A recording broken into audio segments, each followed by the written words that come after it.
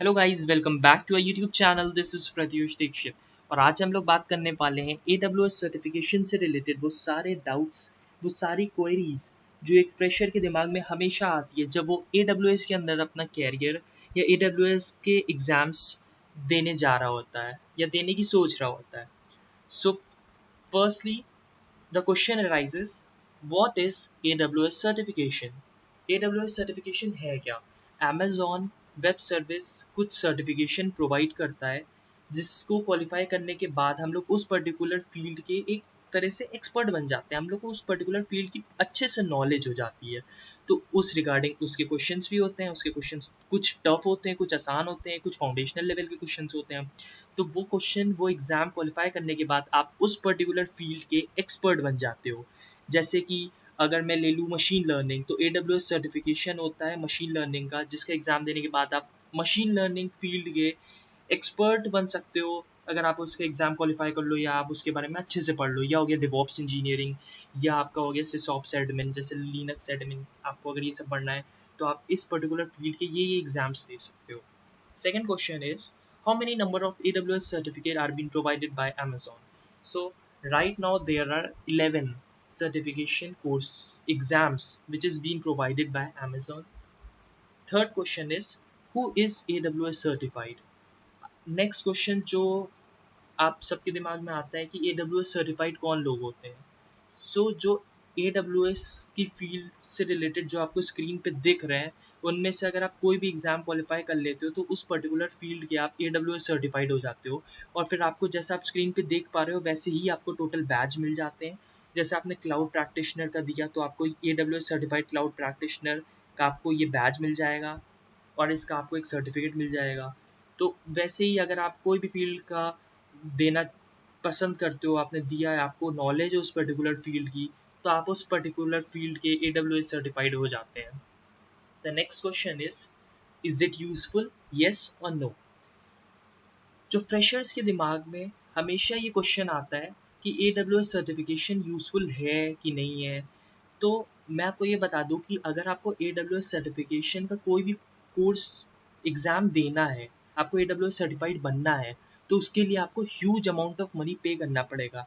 जैसे आपको ये 100, 200, 300 में नहीं होता है, ये 8,000, 5,000, 7,000 ऐसे इनका प्राइस होता है। तो जो फ्रेशर होते हैं, जो स्टूडेंट होते हैं, जो इतने ज़्यादा पैसे इन्वेस्ट नहीं कर पाते हैं, जो बाहर रह रहे होते हैं, जिनको घर वालों से भी मांगने में ऑब्वियसली शर्म आने लगती है कुछ टाइम के बाद, तो फिर वो लोग ये सोचते हैं कि ये सर्टिफिकेशन करे कि ना करे। सो बेसिकली सर्टिफिकेशन का यूज़ क्या है?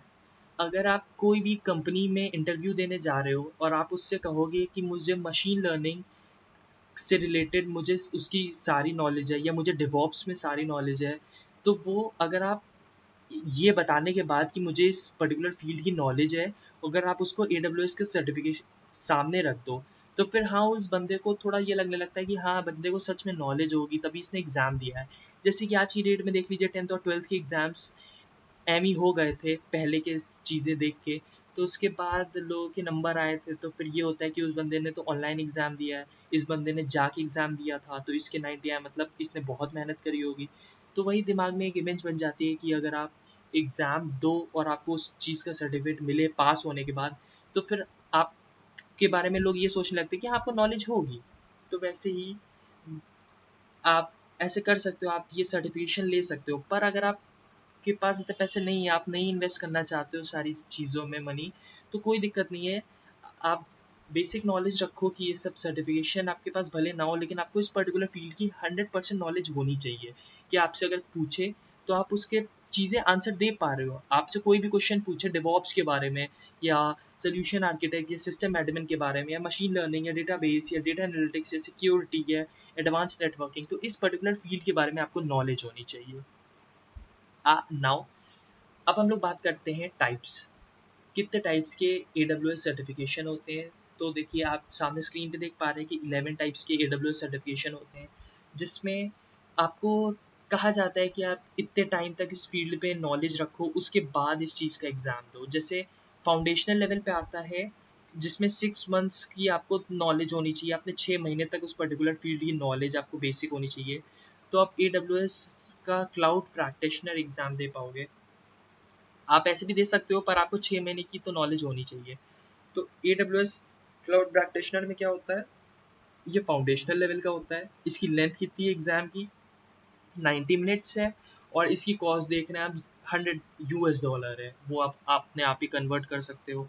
फिर इसमें 65 क्वेश्चंस होते हैं, और ये सारे मल्टीपल चॉइस क्वेश्चंस होती है, इसमें कोई लैब नहीं होती है, तो उसकी आपको टेंशन लेने की ज़रूरत नहीं। आपको इसकी फाउंडेशनल नॉलेज होनी चाहिए कि S3 क्या होता है, EC2 क्या होता है, और आपको कुछ सिचुएशन दे दिएंगे तो उस सिचुएशन से रिलेटेड आपको क्वेश्चंस दिए जाएंगे।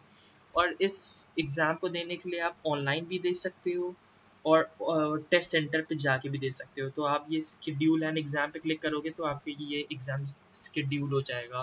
तो ये होता है AWS सर्टिफाइड क्लाउड प्रैक्टिशनर। ये एकदम फाउंडेशनल लेवल का है, ये आपकी एकदम बुनियाद बनाता है, तो एकदम बेसिक लेवल का है।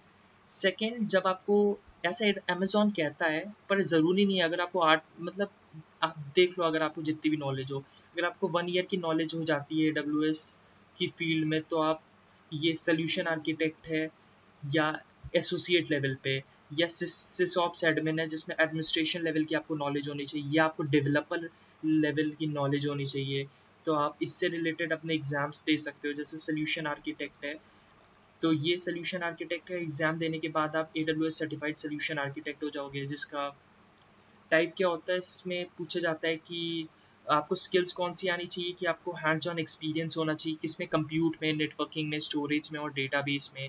फिर आपको हैंड्स ऑन एक्सपीरियंस होना चाहिए AWS की डिप्लॉयमेंट और मैनेजमेंट सर्विसेज में। ऐसे ही आपको नॉलेज होनी चाहिए AWS के प्लेटफॉर्म में, और ऐसे ही आपको ये सारी नॉलेज होनी चाहिए। और इसका प्राइस है $150, और ये टाइम होता है 130 मिनट्स का। क्लाउड प्रैक्टिशनर थोड़ा कम टाइम में था, लेकिन क्वेश्चन उसमें भी 65 थे, इसमें भी 65 है, और अप्रॉक्स टाइम वही है। मतलब इसका टाइम 130 मिनट्स का है, पर इसका प्राइस थोड़ा ज़्यादा है, $150 का है। तो कुछ लोग जो क्लाउड प्रैक्टिशनर से नहीं, सोल्यूशन आर्किटेक्ट एसोसिएट से स्टार्ट करते हैं, तो उसमें भी कोई दिक्कत नहीं है। अगर आपको अच्छी सी नॉलेज हो जाए, आपको 1 साल का एक्सपीरियंस भी हो जाए, तो आप लोग ये दे सकते हो। या फिर आप डिवॉप्स, अगर आप प्रोफेशनल लेवल पे, जब आपको 2 साल का एक्सपीरियंस हो जाता है, तो फिर आप प्रोफेशनल लेवल के AWS certified solution architect professional level का दे सकते हो। या आपको डिवॉप्स, डिवॉप्स क्या है, जब आपको ऑपरेशन और डेवलपर दोनों को जब कंबाइन कर देते हो तो डिवॉप्स होता है। जब आपको उस पर्टिकुलर फील्ड की नॉलेज हो जाती है, तो आप डिवॉप्स का एग्ज़ाम दे सकते हो। फिर कुछ स्पेशलिटी आती है, कुछ स्पेशल एग्ज़ाम है AWS के, जिसमें आता है सिक्योरिटी या मशीन लर्निंग। मशीन लर्निंग में क्या है कि मशीन लर्निंग से रिलेटेड आपको इसमें रिकमेंड क्या करा गया है कि आपको 1 से 2 साल के एक्सपीरियंस होना चाहिए डेवलपिंग में, आर्किटेक्चर में, रनिंग ML या deep learning workloads on AWS cloud, और आपको ability to express the intuition behind basic ML algorithms। So आप मशीन लर्निंग का AWS सर्टिफाइड एग्ज़ाम दे सकते हो, जिसका प्राइस अप्रॉक्स $300 होता है, पर इसमें कुछ टैक्स ऐड हो जाता है, और इसकी अवेलेबल लैंग्वेज होती है, इसमें भी 65 क्वेश्चंस होते हैं। तो ऐसे ही ये है टोटल AWS सर्टिफिकेशन के एग्ज़ाम्स जो कि आप परफॉर्म कर सकते हो। जिस भी पर्टिकुलर फील्ड में आपको नॉलेज हो, आप उस फील्ड में जाके उस पर्टिकुलर फील्ड का एग्ज़ाम दे सकते हो। Thank you.